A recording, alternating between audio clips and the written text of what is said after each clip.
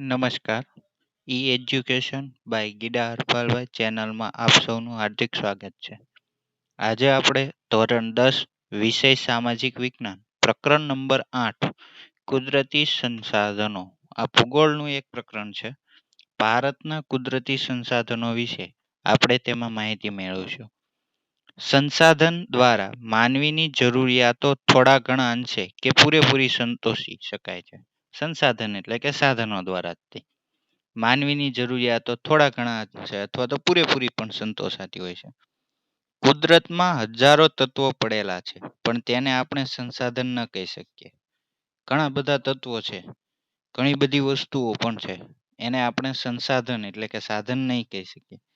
આ તત્વો ત્યારે જ સંસાધન કહેવાય કે જ્યારે માનવી તેના વિશિષ્ટ જ્ઞાન અને કૌશલ્ય દ્વારા ઉપયોગમાં લેવાય છે, એટલે કે માનવી તેનો ઉપયોગ કરતો હોય છે.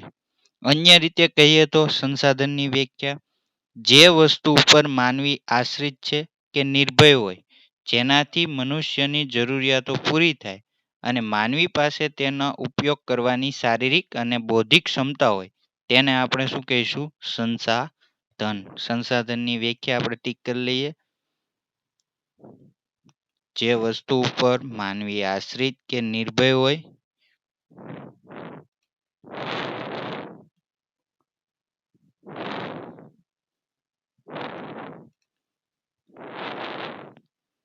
મનુષ્યની જરૂરિયાતો પૂરી થાય અને માનવી પાસે તેના ઉપયોગ કરવાની શારીરિક કે બૌદ્ધિક ક્ષમતા હોય, તેને શું કહેવાય? જરૂરિયાત. આ મુજબ કોઈ પણ વસ્તુ માનવ જરૂરિયાતો પૂરી કરવામાં ઉપયોગમાં લેવાય તે સંસાધન બની જાય છે. પ્રાચીન સમયમાં જમીનમાં દટાયેલા ખનિજોની માનવીને જાણકારી નહોતી. જૂના જમાનામાં માનવીને પૃથ્વીની અંદર રહેલા ખનિજો વિશે માહિતી નથી. ત્યારે તે સંસાધનો નહોતા, ત્યારે એને સંસાધન નહોતા કહેવાતા. પરંતુ આજે તેની ઉપયોગિતા અને ખનન પ્રવિધિઓનો એટલે કે ખોદકામ કરી અને મેળવવાનું અને વિકસાવવાથી માનવ જીવન માટે તે અત્યંત જરૂરી બન્યા છે. માનવી માટે તે ખૂબ જ જરૂરી છે. કુદરતી સંસાધનમાં ઉપયોગિતા અને કાર્ય કરવાની યોગ્યતા બંને ગુણધર્મો હોવા જોઈએ. સંસાધનમાં કયા ગુણધર્મો હોય છે? તો કે એક તો ઉપયોગિતા, એનો ઉપયોગ થવો જોઈએ અને એની મદદથી કોઈ પણ કાર્ય પણ થવું જોઈએ, તો જ તેને સંસાધન કહેવાય અને કુદરત દ્વારા મળેલું હોવું જોઈએ. કુદરત, માનવ અને સંસ્કૃતિ ત્રણેયની પરસ્પર પ્રક્રિયા દ્વારા જ સંસાધન બને છે. કુદરત એટલે કે ઈશ્વર, માનવ અને માનવીની સંસ્કૃતિ. સંસ્કૃતિ એટલે કે જીવન જીવવાની રીત. આ ત્રણેય ભેગા થાય ત્યારે જ સંસાધન બને છે. સંસાધનના ઉપયોગો. આ અગત્યનો એક પ્રશ્ન છે. સંસાધનના ઉપયોગો જણાવો. 2 ગુણમાં પૂછાઈ શકે છે અથવા તો 3 ગુણમાં.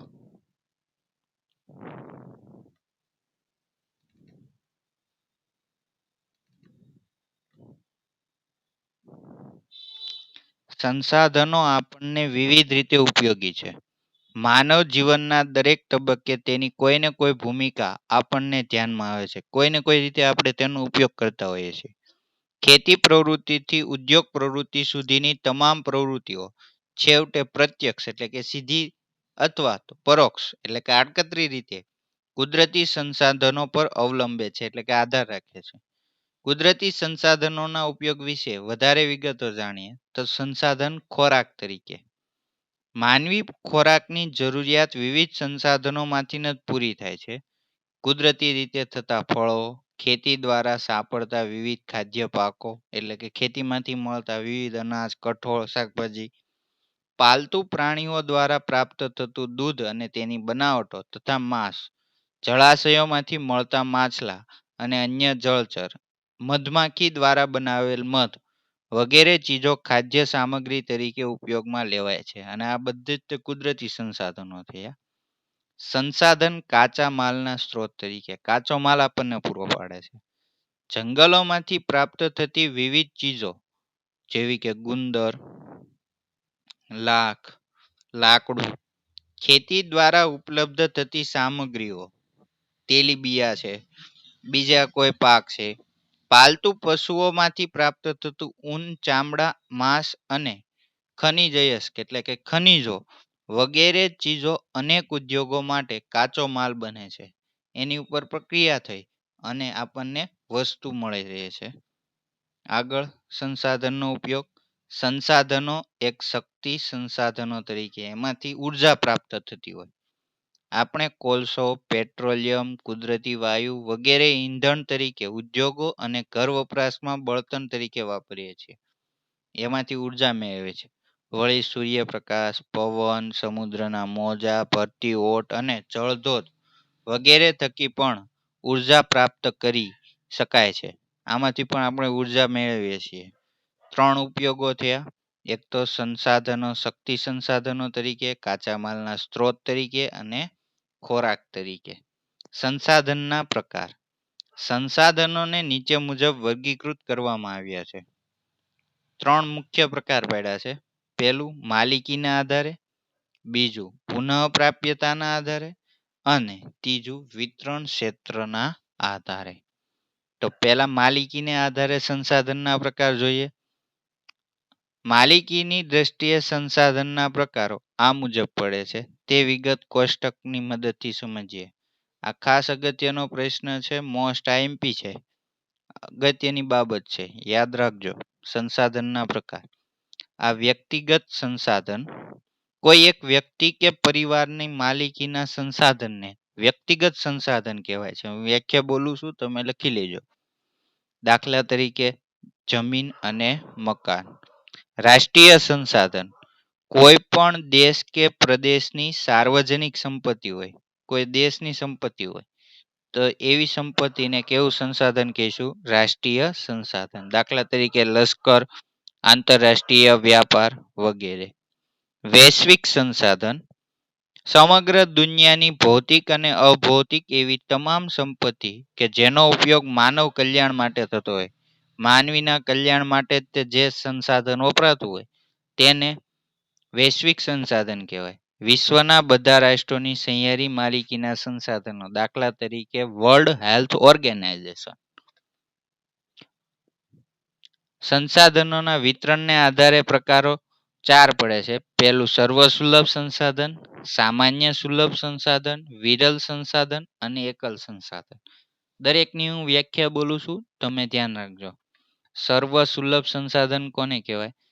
તો કે જે સંસાધન વાતાવરણમાં રહેલું હોય અને મુક્ત રીતે દરેક જગ્યાએ મળી રહેતું હોય તેવા સંસાધનને સર્વસુલભ સંસાધન કહેવાય. દાખલા તરીકે ઓક્સિજન, નાઇટ્રોજન સરળતાથી મળી શકતું હોય. એની માટે વધારાના કોઈ પૈસા ચૂકવવા પડતા નથી. સામાન્ય સુલભ સંસાધનો. જે સંસાધનો સામાન્ય રીતે મળતા હોય, જેની માટે થોડોક ખર્ચ પણ કરવો પડતો હોય તેવા સંસાધનને સામાન્ય સુલભ સંસાધન કહેવાય. દાખલા તરીકે ભૂમિ એટલે જમીન, જળ અને ગોચર. વિરલ સંસાધનો કે જે સંસાધનોના પ્રાપ્તિ સ્થાનો મર્યાદિત હોય, બહુ ઓછી માત્રામાં મળતા હોય તેવા સંસાધનોને કેવા સંસાધનો કહીશું? વિરલ સંસાધનો. કોલસો, પેટ્રોલિયમ, તાંબુ, સોનું, યુરેનિયમ વગેરે જેવા ખનિજો વિરલ સંસાધનના ઉદાહરણો છે. એકલ સંસાધન. દુનિયામાં ભાગ્યે જ 1 કે 2 સ્થળોએ જ મળી આવતા સંસાધનો ને એકલ સંસાધનો કહેવાય છે. એના ઉદાહરણો તો કે ક્રાયોલાઇટ ખનિજ જે માત્ર ગ્રીનલેન્ડમાંથી જ મળે છે. તેને કેવું સંસાધન કહીશું? એકલ સંસાધન કહીશું. હવે કોષ્ટકમાં જોઈને 2 પ્રકારની વિગતો તમે સમજ્યા કે સંસાધનોનો અન્ય રીતે પણ વિભાગ પાડી શકાય. જેમાં નવીનીકરણ અને અનવીનીકરણ એટલે કે પુનઃપ્રાપ્યતાના આધારે 2 પ્રકાર પડે છે. એક તો નવીનીકરણીય સંસાધન અને બીજું અનવીનીકરણીય સંસાધન. તો નવીનીકરણીય સંસાધન કોને કહેવાય? કેટલાક સંસાધનો પોતાની મેળે ચોક્કસ સમયમાં વપરાશી હિસ્સાની પૂર્તિ કરે છે. એટલે કે એકવાર વાપરી લીધા પછી આપણને તે ફરી વખત મળી શકે છે તેવા સંસાધનોને. અને આવા સંસાધનો કેવા હોય છે? અખૂટ, કોઈ દિવસ ખૂટતા નથી. જેવા કે જંગલો, સૂર્યપ્રકાશ, પશુ પક્ષીઓ વગેરે આ વર્ગમાં આવે છે. અને તેને કેવું સંસાધન કહેવાય? નવીનીકરણીય સંસાધન. વ્યાખ્યા યાદ રાખજો, ઉદાહરણો પણ યાદ રાખજો. જ્યારે અનવીનીકરણીય સંસાધન કોને કહેવાય? તો કે જે સંસાધનો એકવાર વપરાયા પછી પુનઃ ઉપયોગમાં લઈ શકાતા નથી, એટલે કે ફરી વખત ઉપયોગ કરી શકાતો નથી, અથવા તેને ફરી બનાવી શકાતા નથી, કે નજીકના ભવિષ્યમાં તેનું પુનઃ નિર્માણ અશક્ય છે, ફરી વખત નિર્માણ કરવું પણ અશક્ય હોય તેવા સંસાધનોને કેવા સંસાધનો કહેવાય? તો કે અનવીનીકરણીય સંસાધનો કહેવામાં આવે છે. દાખલા તરીકે ખનિજ કોલસો, પેટ્રોલિયમ, કુદરતી વાયુનો સમાવેશ આ વર્ગમાં થાય છે. આગળ તો કે સંસાધનોનું આયોજન અને સંરક્ષણ. સંસાધનોનું આયોજન કઈ રીતે કરવું, કઈ રીતે એનો ઉપયોગ કરવો, અને સંરક્ષણ એટલે કે બચાવવું, કઈ રીતે બચાવવું. માનવીની જરૂરિયાતો અમર્યાદિત છે. માનવીની જરૂરિયાત કોઈ દિવસ પૂરી થતી જ નથી. જ્યારે કુદરતી સંસાધનો મર્યાદિત છે, ખૂબ ઓછી માત્રામાં છે. છેલ્લા 100 વર્ષોમાં માનવી દ્વારા વિજ્ઞાન અને તકનીકી ક્ષેત્રે થયેલ અસાધારણ વિકાસથી બહુ ઝડપી વિકાસ કરી લીધો છે, અને ભયંકર વસ્તી વિસ્ફોટથી સંસાધનોનો વપરાશ ખૂબ જ વધી ગયો છે. સાથે સાથે વસ્તી વધારો થતો જાય છે, અને વિજ્ઞાન અને ટેકનોલોજી ક્ષેત્રે સુધારો પણ થતો જાય છે, જેની મદદથી કુદરતી સંસાધનો વધુ પ્રમાણમાં વપરાઈ રહ્યા છે. આ પરિસ્થિતિ વિશે ગંભીરતાથી નહીં વિચારીએ તો ભવિષ્યમાં તેના માઠા પરિણામ ભોગવવા પડશે. માઠા એટલે કે ખરાબ પરિણામ. એટલે જ તો ભવિષ્યની પેઢીઓ માટે સંસાધનોનું સંરક્ષણ કરવું એ આપણા સૌની ફરજ છે. ભવિષ્યની પેઢીને પણ કુદરતી સંસાધન મળી રહે એટલા માટે આપણે એનું સંરક્ષણ કરવું જોઈએ. સંસાધનોનું સંરક્ષણ કરવું એટલે સંસાધનોનું વિવેકપૂર્ણ ઉપયોગ કરવો. આ વ્યાખ્યા યાદ રાખી લેજો. સંસાધનોનું સંરક્ષણ એટલે હું વિવેકપૂર્ણ ઉપયોગ કરવો, જોઈતા પૂરતો જ ઉપયોગ કરવો. સંરક્ષણ શબ્દનો સીધો સંબંધ સંસાધનોની અછત સાથે જોડાયેલો છે. સંસાધનો અછત હોય તો જ તેનું સંરક્ષણ કરવાનું હોય. વર્તમાનમાં જે રીતે દોહન થતું રહ્યું છે, દોહન એટલે કે વપરાશ, તે પ્રકારે સંશોધનોનું આડેધડ દોહન અને અવિવેક ભર્યો વપરાશ જો ચાલુ રહેશે તો વિકાસ અને વર્તમાન જીવન સ્તર જાળવી રાખવું લગભગ સ્વપ્નવત થઈ જશે. જો આવું ને આવી રીતે આપણે એનો ઉપયોગ કરતા રહીશું તો આપણો વિકાસ પણ અટકી જશે, આપણું જીવન જીવવું પણ મુશ્કેલ થઈ જશે. તે માટે તેનો વિવેકપૂર્ણ ઉપયોગ અને તેનું સંરક્ષણ અને તેનો પુનઃ ઉપયોગ જેવી બાબતો તેમાં સમાવેશ છે. આપણે એનું વિવેકપૂર્ણ ઉપયોગ કરીએ, એને બચાવીએ, અને અમુક સંસાધનોનો ફરી વખત ઉપયોગ પણ કરીએ. જ્યારે કોઈ વૃક્ષ કે જીવના અસ્તિત્વ પર સંકટ હોય ત્યારે તે માટે ગોઠવાયેલ વ્યવસ્થાપનને તેનું સંરક્ષણ કહેવાય છે.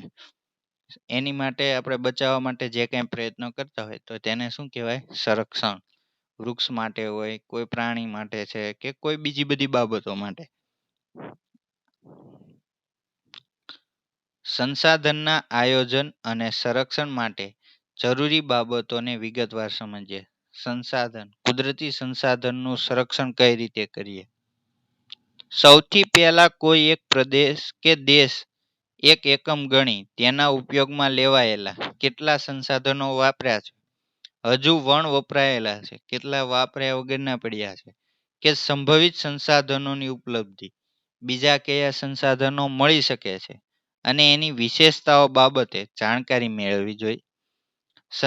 જે સંસાધનોનું પ્રમાણ મર્યાદિત કે અનવીનીકરણ છે, જે ફરી વખત મળવાના જ નથી, તેનું વૈજ્ઞાનિક ઢબે દોહન કરવું જોઈએ, એટલે કે વપરાશ કરવો જોઈએ. અને તેનો વપરાશ અનિવાર્ય હોય ત્યાં જ કરવો જોઈએ. દાખલા તરીકે પેટ્રોલિયમ પેદાશ, પેટ્રોલ અને ડીઝલ.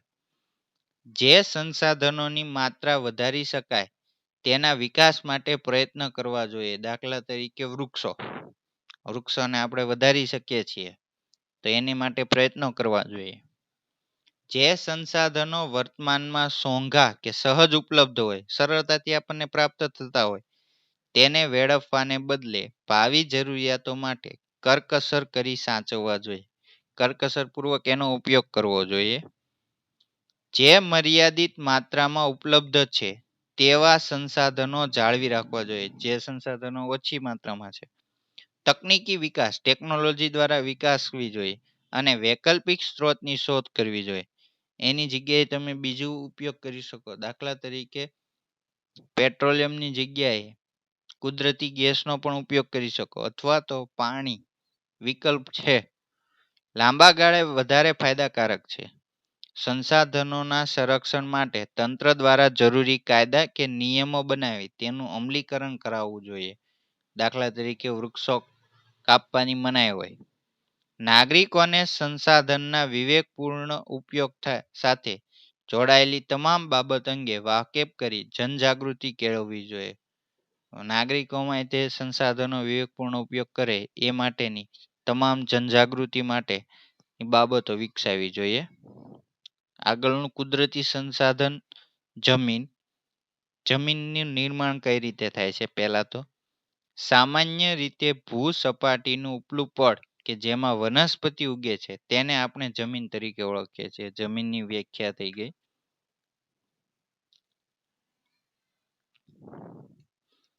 જમીન પૃથ્વીના પોપડા પર ના અનેકવિધ કણોથી બનેલું એક પાતળું પડ છે. પૃથ્વી ઉપરનો એક પોપડો જ છે, એમાં અનેક કણો હોય છે અને આ પડ કેવું છે? પાતળું છે. એમાં ખનિજ હોય, ભેજ હોય, આમૂસ, સેન્દ્રિય તત્વો તથા હવા વગેરે મળેલા હોય છે. માટીની નીચે તેમાં મૂળ ખડકોનો સ્તર આવેલો છે, જેને ખડકથી બનેલું ખડક હોય એની ઉપર માટી હોય છે. જમીનનું નિર્માણ મૂળ ખડકોના ખવાણ અને ધોવાણથી મળતા પદાર્થોથી થાય છે. મૂળ ખડક, પૃથ્વીનો જે મૂળ ખડક છે જેમાંથી જમીનનું નિર્માણ થયું છે, એ ખવાણ અને ધોવાણથી જ તે બને છે, જેમાં જૈવિક અવશેષો, ભેજ અને હવા ભળે છે. અન્ય રીતે કહીએ તો જમીન ખનિજો અને જૈવિક તત્વોનું કુદરતી મિશ્રણ છે. કુદરતી રીતે જ બને છે. એમાં ખનિજો પણ ભળેલા હોય છે, બીજા જૈવિક તત્વો પણ હોય છે. દાખલા તરીકે પાંદડા, મનુષ્ય કે પ્રાણીઓના હાડકાં કે બીજી અલગ અલગ બાબત. અને તેમાં વનસ્પતિના વૃદ્ધિ અને વિકાસ કરવાની ક્ષમતા છે. તેમાં વનસ્પતિ ઉગી શકે છે. જમીન પૃથ્વીના પોપડાની સૌથી ઉપરની સપાટી કે પડ, જેને આપણે જમીન કહીએ છીએ, તેમાં વનસ્પતિ વૃદ્ધિ અને વિકાસ માટે જરૂરી એવા ખનિજ દ્રવ્યો અને જૈવિક દ્રવ્યો આવેલા હોય છે, જેમાં વનસ્પતિ ઉગી શકે છે. જોકે તેનું પ્રમાણ બધી જમીનમાં એક સરખું હોતું નથી. કાળી જમીનમાં વધુ ફળદ્રુપતા ધરાવતી હોય, જ્યારે રણ પ્રદેશની જમીન ઓછી ફળદ્રુપતા ધરાવતી હોય છે. આમ જમીન એટલે સેન્દ્રિય પદાર્થો યુક્ત ઝીણા કણો વાળો પોચો ખડક પદાર્થ. આ પણ એક જમીનની વ્યાખ્યા થઈ. તમે ગમે તે લખી શકો, ચાલે. અર્થાત એટલે કે એનો અર્થ શું થાય? તો કે ભૂપૃષ્ઠ પરના માતૃ ખડક, એટલે કે પૃથ્વી પરનું માતૃ ખડક કે જેને ખવાણ અને ધોવાણ થયું છે. માતૃ ખડક વનસ્પતિ દ્રવ્યોના મિશ્રણથી બનતા અસંગઠિત પદાર્થોનું પડ. સંગઠિત નથી, અસંગઠિત. મૂળ ખડકોના ઘસારણ અને ધોવાણના પરિબળો તોડી તેનો બારીક ભૂકો બનાવે છે. મૂળ ખડક છે એને અન્ય પરિબળો શું કરે છે? તોડે છે. દાખલા તરીકે ઝડપથી વહેતું પાણી, ઝડપથી વહેતો પવન. આ ભૂકો કે ચૂર્ણમાં વનસ્પતિ કે જીવજંતુઓના વિઘટન કે સડવાથી બનેલા સેન્દ્રિય તત્વો તેમાં ઉમેરાય છે. આ ભૂકામાં શું ઉમેરે? વનસ્પતિના પાંદડા છે, જીવજંતુઓનું વિઘટન થાય કે સડવાથી આ તત્વો, સેન્દ્રિય તત્વો ઉમેરે છે. આ સેન્દ્રિય તત્વો વનસ્પતિના વિકાસમાં મહત્વની ભૂમિકા ભજવે છે, જેની કારણે તે જમીન કેવી બને છે? ફળદ્રુપ બને છે. જમીન નિર્માણના સમયગાળાના સંદર્ભે જે તે આબોહવાની અસર એટલી મહત્વપૂર્ણ અને વ્યાપક હોય છે. જ્યારે જમીન બનતી હોય ત્યારે ત્યાંની આબોહવા પણ એટલી જ અસર કરે છે. તે આબોહવાવાળા પ્રદેશમાં વિભિન્ન પ્રકારના ખડકોમાંથી બનતી જમીન લાંબા સમયગાળે એક જ પ્રકારની હોય છે. દાખલા તરીકે એક જ આબોહવા ઠંડા પ્રદેશમાં બની હોય જમીન, તો એની બનેલી જમીન બધી એક જ સરખી ગુણધર્મ ધરાવતી હોય છે. એટલે જ એક જ પ્રકારના માતૃ ખડકોમાંથી ભિન્ન ભિન્ન આબોહવાથી બનનાર જમીન અલગ અલગ પ્રકારની હોય છે. એટલે કે માની લો કે ગરમ પ્રદેશમાં બન્યું હોય જમીન તો ત્યાં અલગ પ્રકારની જમીનનું નિર્માણ થાય. ઠંડા પ્રદેશોમાં બની હોય તો અલગ પ્રકારની. મૂળ માતૃ ખડક એક જ છે, પરંતુ આબોહવાને લીધે જમીન કેવી બને છે? અલગ અલગ.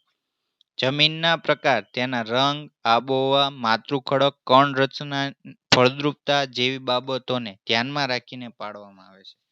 જમીનના પ્રકાર શેની મદદથી પાડવામાં આવે છે? કઈ કઈ બાબતો ધ્યાનમાં રાખવામાં આવે છે? તો પેલું રંગ, આબોહવા, માતૃ ખડકો, કણ રચના અને ફળદ્રુપતા. હવે આગળનો પ્રકાર જમીનના પ્રકારો. હાલમાં ભારતીય કૃષિ સંશોધન પરિષદ ICAR Indian council agriculture research દ્વારા ભારતની જમીનને 8 પ્રકારોમાં વહેંચવામાં આવી છે. જે પૈકી પર્વતીય જમીન અને જંગલ પ્રકારની જમીન પર્વતીય ક્ષેત્રમાં જુદી જુદી ઊંચાઈએ જોવા મળે છે. પર્વતીય પ્રકારની જમીન અને જંગલ પ્રકારની જમીન ઊંચાઈ ઉપર જાય એમ ફેરફાર થતો રહે છે. પહેલો પ્રકાર છે કાપની જમીન, બીજો રાતી તથા લાલ જમીન, કાળી જમીન, લેટેરાઇટ જમીન, રણ પ્રકારની જમીન, પર્વતીય જમીન, જંગલ પ્રકારની જમીન અને દલદલ કે પીટ પ્રકારની જમીન. હવે દરેક પ્રકાર વિશે આપણે વિસ્તૃત માહિતી મેળવીએ. કાપની જમીન, આ ટૂંક નોંધ પૂછાઈ શકે. કાપની જમીન, આ પ્રકારની જમીન ભારતના કુલ ક્ષેત્રફળના લગભગ 43% ક્ષેત્રફળમાં ફેલાયેલી છે. આ એક મુદ્દો યાદ રાખી લેજો. 43% કુલ ક્ષેત્રફળ 32,87,264 કિલોમીટરના ચોરસ કિલોમીટરના 43% ભાગમાં કાપની જમીન આવેલી છે. કઈ જગ્યાએ આવેલી છે? તો કે પૂર્વમાં બ્રહ્મપુત્રાની ખીણથી શરૂ કરી બ્રહ્મપુત્રાની ખીણથી શરૂ કરી અને પશ્ચિમમાં સતલુજ નદી સુધીનું ઉત્તર ભારતનું તમામ મેદાન, દક્ષિણ ભારતમાં નર્મદા, તાપી, મહાનદી, ગોદાવરી, કૃષ્ણા, કાવેરી ખીણ પ્રદેશમાં એટલે કે નદી જ્યાં વહે છે એની બાજુમાં, તે પૈકી મહાનદી ગોદાવરી, કૃષ્ણા અને કાવેરીના મુખ ત્રિકોણ પ્રદેશમાં કે જે જગ્યાએ ગોદાવરી નદી, મહાનદી અને કૃષ્ણા નદી સમુદ્રને મળે છે તે પ્રદેશમાં પણ કાપની જમીન આવેલી છે. કાપની જમીનનું નિર્માણ નદીઓ દ્વારા નિષ્પિત કાપને આભારી છે. એટલે કે નદીઓ દ્વારા જે કાપનું ધોવાણ થઈને આવે છે સાથે એના દ્વારા બને છે. આ જમીનમાં કયા કયા પદાર્થો રહેલા હોય? તો કે પોટાશ, ફોસ્ફરિક એસિડ અને ચૂનાનું પ્રમાણ વધારે જોવા મળે છે. જ્યારે નાઇટ્રોજન અને હાર્મોસની માત્રા ઓછા પ્રમાણમાં જોવા મળે છે. નાઇટ્રોજન હોતું નથી. જો કે આ જમીનમાં કઠોળ વર્ગના પાક લેવામાં આવે તો તેમાં નાઇટ્રોજનની સ્થિરતાનું પ્રમાણ વધારી શકાય. દાખલા તરીકે મગનો પાક લ્યો તો નાઇટ્રોજનનું પ્રમાણ તમે એમાં વધારી શકો છો. આ પ્રકારની જમીનમાં કયા કયા પાક થાય? તો કે ઘઉં, ચોખા, શેરડી, શણ, કપાસ, મકાઈ અને તેલીબિયાં વગેરે પાકો લેવાય છે. નકશો ખાસ અગત્યનો છે. એક જમીનનો પ્રકાર પૂછાઈ શકે પરીક્ષામાં. રાતી અથવા તો લાલ જમીન. રાતી અથવા લાલ જમીન ભારતના કુલ ક્ષેત્રફળના લગભગ 19% ક્ષેત્રફળમાં ફેલાયેલી છે. ક્યાં આવેલી છે ભારતમાં? તો કે દક્ષિણના દ્વીપકલ્પમાં તમિલનાડુથી માંડીને ઉત્તરમાં બુદેલખંડ સુધી એટલે કે મહારાષ્ટ્ર સુધી, મહારાષ્ટ્રથી આગળ પૂર્વમાં તો કે રાજમહલની ટેકરીઓથી શરૂ કરી અને પશ્ચિમમાં કચ્છ સુધી તે વિસ્તરેલી છે. રાજસ્થાનમાં કેટલાક વિસ્તારોમાં આ પ્રકારની જમીન જોવા મળે છે. આ જમીનમાં ફેરિક ઓક્સાઇડની હાજરીને કારણે તેનો રંગ લાલ બને છે. ફેરિક ઓક્સાઇડ એટલે કે લોખંડનો કાટ જે હોય એની હાજરી વધુ પ્રમાણમાં હોવાને કારણે તે લાલ રંગની હોય છે. તે નીચે જતા પીળા રંગમાં ફેરવાય છે. આ જમીનમાં કયા કયા તત્વો હોય? તો કે ચૂનો, કાંકરા અને કાર્બોનેટ મળી આવતા નથી. મોટા ભાગે આ જમીનમાં કયા કયા તત્વો હોય છે? તો કે મેગ્નેશિયમ, પછી ફોસ્ફેટ, નાઇટ્રોજન અને પોટાશની ઉણપ હોય છે. આ પ્રકારની જમીનમાં બાજરી, કપાસ, ઘઉં, જુવાર, પછી અળસી, મગફળી, બટાકા વગેરે પાકો લેવાય છે. કાળી જમીન. કાળી અથવા તો રેગુર જમીન ભારતના કુલ ક્ષેત્રફળના માત્ર 15% ક્ષેત્રફળમાં આવેલી છે. આ જમીનનો ઉદ્ભવ દખ્ખણના લાવાના પથરાવા થયો હતો. લાવારસ પથરાવાને કારણે આ જમીન બનેલી છે. સમગ્ર મહારાષ્ટ્ર, પશ્ચિમી મધ્યપ્રદેશ, મધ્યપ્રદેશનો પશ્ચિમ દિશાનો ભાગ, આંધ્રપ્રદેશ અને કર્ણાટકના કેટલાક ભાગોમાં આ પ્રકારની જમીનો આવેલી છે. ગુજરાતમાં સુરત, ભરૂચ, નર્મદા, વડોદરા, તાપી અને ડાંગ જિલ્લામાં આ પ્રકારની જમીન આવેલી છે. આ જમીનના નિર્માણ લાવાકીય ખડકો અને આબોહવાની ભૂમિકા મુખ્ય હોય છે. લાવાકીય ખડકોમાંથી ન તે લાવા રસ પથરાવાને કારણે જ લોહ, ચૂનો, લોહ એટલે લોખંડ, ચૂનો, કેલ્શિયમ, પોટાશ, એલ્યુમિનિયમ અને મેગ્નેશિયમ કાર્બોનેટનું પ્રમાણ વધુ જોવા મળે છે. કયા કયા તત્વો આવેલા છે? લોહ, ચૂનો, કેલ્શિયમ, પોટાશ, એલ્યુમિનિયમ અને મેગ્નેશિયમ કાર્બોનેટ. તેની ફળદ્રુપતા સારી ગણાય છે. આ જમીનની ભેજ સંગ્રહ શક્તિ એટલે કે ભેજને પોતાની અંદર સંગ્રહી રાખવાની શક્તિ ઘણી વધારે છે. જ્યારે ભેજ સુકાય ત્યારે તેમાં ફાટો કે તિરાડો પડી જાય છે. આ પ્રકારની જમીનમાં કપાસ, અળસી, સરસવ, મગફળી, તમાકુ અને અડદ જેવા કઠોળ વર્ગના પાકો લેવાય છે. કપાસના પાકને વિશેષ અનુકૂળ હોવાથી આ જમીનને કપાસની જમીન તરીકે ઓળખાય છે. આ એક કારણ પૂછાઈ શકે. કાળી જમીનને કપાસની જમીન તરીકે ઓળખવામાં આવે છે. એનું કારણ સમજાવો. તો તમે લખી શકો કે કાળી જમીનમાં પોટાશ, એલ્યુમિનિયમ અને મેગ્નેશિયમ કાર્બોનેટનું પ્રમાણ વધુ હોય છે. મેગ્નેશિયમ કાર્બોનેટ અને પોટાશ, એલ્યુમિનિયમ જે જમીનમાં હોય તે કપાસના પાક માટે સારું ગણાય છે. તેની ફળદ્રુપતા પણ સારી હોય છે અને કાળી જમીનની ભેજ સંગ્રહણ શક્તિ ઘણી વધારે હોવાથી કાળી જમીનમાં કપાસનો પાક સવિશેષ થાય છે. સારો એવો મળી રહે છે એટલા માટે. લેટેરાઇટ કે પડખાઉ જમીન. આ જમીનનું નામ લેટિન ભાષાના શબ્દ લેટર એટલે કે ઈંટ પરથી પડ્યું છે. આ અગત્યનું છે. ઈંટ પરથી. ઈંટનો કલર કેવો હોય? લાલ. તેનો લાલ રંગ લો ઓક્સાઇડને કારણે હોય છે. લો ઓક્સાઇડને કારણે. આ જમીન ભીની થાય ત્યારે માખણ જેવી મુલાયમ અને સુકાય ત્યારે સખત બની જાય છે. વરસાદ આવે ત્યારે હાવ ગારા જેવું થઈ જાય છે અને સુકાઈ જાય ત્યારે બહુ કડક સખત થઈ જાય છે. સૂકી અને ભેજવાળી આબોહવાના પરિવર્તનથી અને સિલિકામય પદાર્થોના નિર્વાણથી, સિલિકામય ખડકોના નિર્વાણથી આ તેનું નિર્માણ થયું છે. ભારતીય દ્વિકલ્પીય ઉચ્ચ પ્રદેશના ઊંચાણવાળા એટલે કે દક્ષિણ ભારતવાળા ભાગોમાં વિકસિત થયેલી જોવા મળે છે. આ પ્રકારની જમીનમાં મુખ્યત્વે લોહ તત્વ, પોટાશ અને એલ્યુમિનિયમનું પ્રમાણ વધુ હોય છે. ટીક કરી લઈએ આપણે. આ જમીન ઓછી ફળદ્રુપ છે પણ તેમાં ખાતરો નાખી કયા કયા પાકો લઈ શકાય? તો કે કપાસ, ડાંગર, રાગી, શેરડી, ચા, કોફી અને કાજુનો પાક લઈ શકાય છે. આ જમીનને પડખાઉ જમીન તરીકે પણ ઓળખવામાં આવે છે. મોટા ભાગે એક ચોમાસા દરમિયાન જ એમાં પાક લઈ શકાય છે. બાકીના સમય સુધી એ જમીન પડી હોય છે, અનઉપજાઉ હોય છે. એટલા માટે એને પડખાઉ પડી રહેતી હોવાને કારણે. રણ પ્રકારની જમીન. આ જમીન સૂકી અને અર્ધ સૂકી આબોહવા વાળી પરિસ્થિતિમાં જોવા મળે છે. જે જગ્યાએ આબોહવા સૂકી હોય છે, ભેજનું પ્રમાણ નથી તે જગ્યાએ હોય છે. આ જમીન રેતાળ અને ઓછી ફળદ્રુપ હોય છે. એટલે કે રેતીનું પ્રમાણ પુષ્કળ હોય છે, ફળદ્રુપતા ઓછી હોય છે. તેમાં દ્રાવ્ય ક્ષારોનું પ્રમાણ વધારે હોય છે, ક્ષારો ભળેલા હોય છે. આ પ્રકારની જમીન રાજસ્થાન, હરિયાણા અને દક્ષિણ પંજાબના કેટલાક વિસ્તારોમાં જોવા મળે છે. ગુજરાતમાં આ પ્રકારની જમીન કચ્છ અને ઉત્તર ગુજરાતમાં અને સૌરાષ્ટ્રના કેટલાક વિસ્તારોમાં આવેલી છે. સિંચાઈની સુવિધા એટલે કે પાણીની સુવિધા હોય તો તેમાં બાજરી અને જુવાર જેવા પાકો તમે લઈ શકો છો. આગળની જમીન પર્વતીય જમીન. આ જમીન હિમાલયની ખીણો અને ઢોળાવના ક્ષેત્રોમાં એટલે કે હિમાલય પર્વતનો નીચેનો ભાગ અને ઊંચાઈ ઉપર 2700 મીટરથી 3000 મીટર સુધીની ઊંચાઈ પર જોવા મળે છે. ટીક કરી નાખો.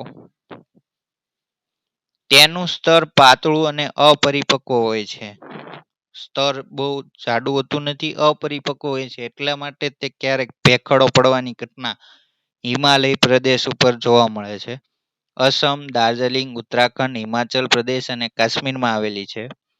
હિમાલયના સામાન્ય ઊંચાઈના ભાગોમાં દેવદાર, ચીડ અને પાઇનના વૃક્ષો આ વિસ્તારની જમીનમાં જોવા મળે છે. કયા કયા વૃક્ષો? દેવદાર, ચીડ અને પાઇન. જંગલ પ્રકારની જમીન. આ પ્રકારની જમીન હિમાલયના શંકુદ્રમ જંગલોમાં, ધોરણ 9 માં તમે ભણી ગયા છો, શંકુદ્રમ જંગલો, શંકુ આકારના વૃક્ષો થતા હોય છે હિમાલયમાં, ઠંડીમાં 3000 મીટરથી 3100 મીટર ઊંચાઈ વચ્ચે તથા સહ્યાદ્રી પર્વત, પૂર્વ ઘાટ એટલે કે દક્ષિણ ભારતનો દ્વીપકલ્પનો પૂર્વ ભાગ અને મધ્યમ હિમાલયના તરાઈ ક્ષેત્રોમાં આવેલી છે. વૃક્ષોના ખરેલા પાંદડાથી ભૂસપાટી સંપૂર્ણ ઢંકાયેલી રહે છે અને તે પાંદડા સડવાથી સેન્દ્રિય દ્રવ્યોનું પ્રમાણ વધવાથી જમીનનો ઉપરનો ભાગ કાળો બનેલો હોય છે, જે જમીનના તળમાં નીચે તરફ જતા ભૂરા કે લાલ રંગમાં ફેરવાઈ જાય છે. ઉપર કાળો પદાર્થ છે એ પાંદડાને લીધે જ હોય છે. આ જમીનમાં ચા, કોફી, તેજાના ઉપરાંત ઘઉં, મકાઈ, જવ, ડાંગર જેવા પાકો લેવામાં આવે છે. આ જમીન અત્યંત મર્યાદિત ક્ષેત્રમાં છે, એટલે કે 1 વીઘા કરતા પણ ઓછા ભાગમાં આ જમીન આવેલી છે. દલદલ કે પીટ પ્રકારની જમીન. આ પ્રકારની જમીન ભેજવાળા વિસ્તારમાં જૈવિક પદાર્થોના સંચયથી વિકસે છે. જૈવિક પદાર્થોનો ઉમેરો થવાથી આ પ્રકારની જમીન બને છે. વર્ષા ઋતુ દરમિયાન આ જમીન પાણીમાં ડૂબેલી હોય છે, પાણી ભરાયેલું જ રહે છે અને પાણી ઓસરતા તેમાં ડાંગરની ખેતી કરવામાં આવે છે. ડાંગર એટલે કે ચોખા. આ જમીનમાં જૈવિક પદાર્થો અને ક્ષારોની બહુલકતા એટલે કે વધુ પ્રમાણમાં હોય છે તથા ફોસ્ફેટ, પોટાશની અલ્પતા જોવા મળે છે. કયા કયા ખનિજ દ્રવ્યોની બનેલી હોય છે? આવી જમીન ઓડિશા, પશ્ચિમ બંગાળ, તમિલનાડુના કિનારાના ભાગોમાં, ઉત્તર બિહારનો મધ્ય ભાગ અને ઉત્તરાખંડના અલમોડા જિલ્લામાં જોવા મળે છે, જ્યાં ગંગા નદીનું ઉદ્ભવ સ્થાન છે ત્યાં. આ જમીનનું ક્ષેત્ર અત્યંત મર્યાદિત વ્યાપ ધરાવે છે. હવે આગળના પાઠ આવતા વિડીયોમાં, ત્યાં સુધી મને આપો રજા. જો તમે અમારી ચેનલ સબસ્ક્રાઈબ ન કરી હોય તો ચેનલ સબસ્ક્રાઈબ કરી લો, જેથી કરી અમારા અવનવા વિડીયો તમને મળી રહે. અસ્તુ.